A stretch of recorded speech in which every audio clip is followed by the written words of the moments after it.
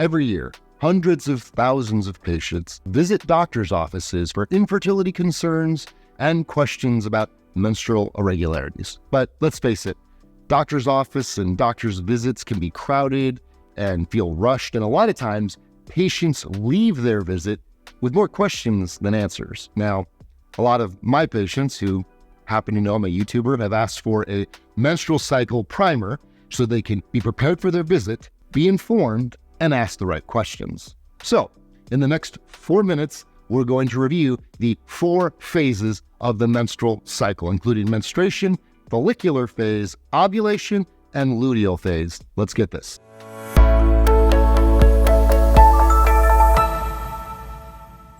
Every month, the human reproductive system, including the pituitary gland and the brain, the ovaries, and the uterus, prepare your body for pregnancy.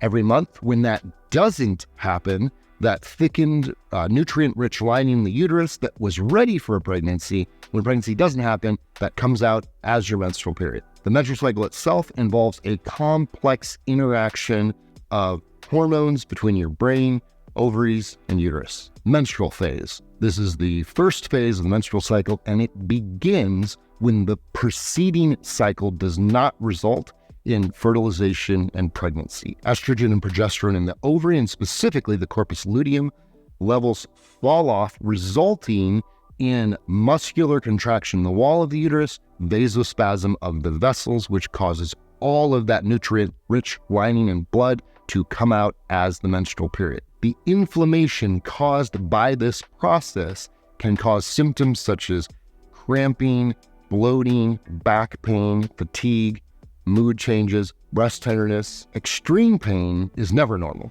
and that can be a sign of a disease process, most likely endometriosis or fibroids, and needs to be taken seriously by your physician. Phase 2, the follicular phase. This phase starts on day 1, overlaps menstruation, and continues on until approximately day 14 through 16.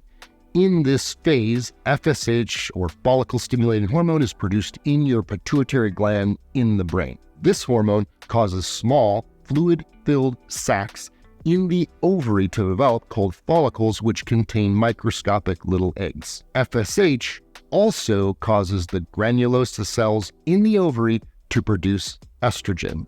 The estrogen stimulates the uterus to grow a thick, nutrient-rich lining in preparation for implantation of a fertilized egg. Of the 5 to 20 follicles that develop, only the healthiest follicle matures into the dominant follicle, and the rest go away through a process of atresia. Nobody knows what the that means. Of the 5 to 20 follicles that start growing, only the healthiest matures into the dominant follicle, and the rest are reabsorbed. The dominant follicle produces more estrogen, which stimulates the brain and the pituitary to release a second hormone called LH, or luteinizing hormone. This causes the mature follicle to rupture, allowing the egg to leave or ovulate and then work its way down the tube into the uterus. Phase 3. This typically occurs between day 14 and 16. The process by which the dominant follicle ruptures, ejecting the egg out of the ovary into the tube, is known as ovulation. The LH surge typically precedes ovulation by 48 to 72 hours. So when you go to the drugstore and buy an ovulation prediction kit, this is measuring that LH surge, and the day it comes positive is predicting ovulation in the next 2 to 3 days, which is when you need to have sex. I mean, you can have sex whenever you want, but that's when you're going to get pregnant. The egg then travels down the fallopian tube and into the uterus.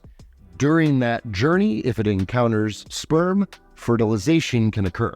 During this phase, the body temperature actually rises by a little less than 1 degree, and cervical mucus thickens. This temperature rise is the basis of most fertility tracking systems. Bonus content. At birth, all women are born with approximately 1 to 2 million follicles, which remain dormant until puberty, at which time there are 300,000 to 400,000 left. Then, every cycle from age 12 for the next 42 years, there will be 5 to 20 follicles that mature. All but one of them are reabsorbed, plus hundreds of others every cycle. By the time you arrive at menopause, there are fewer than 1,000 eggs remaining. Phase 4, the luteal phase. This phase runs from approximately day 15 to day 28. The phase is named after the corpus luteum cyst. So that dominant follicle turns it into a yellow progesterone-secreting cyst called corpus luteum. Corpus luteum in Latin means yellow body. The progesterone secreted by the corpus luteum cyst thickens and stabilizes the endometrium and supports pregnancy. If the fertilized egg enters the uterus and sticks to the uterine wall, this process is called implantation, and you become pregnant.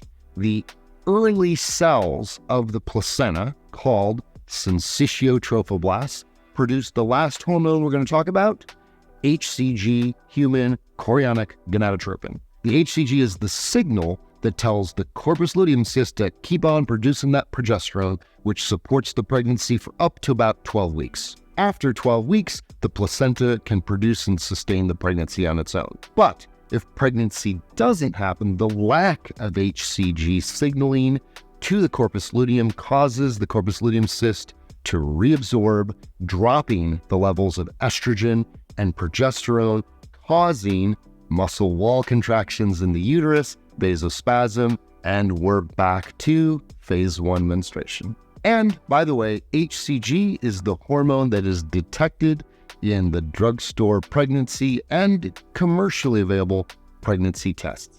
And that brings us full circle. You can circle around and hit that subscribe button and make sure you leave a comment to let us know what topic we should handle next.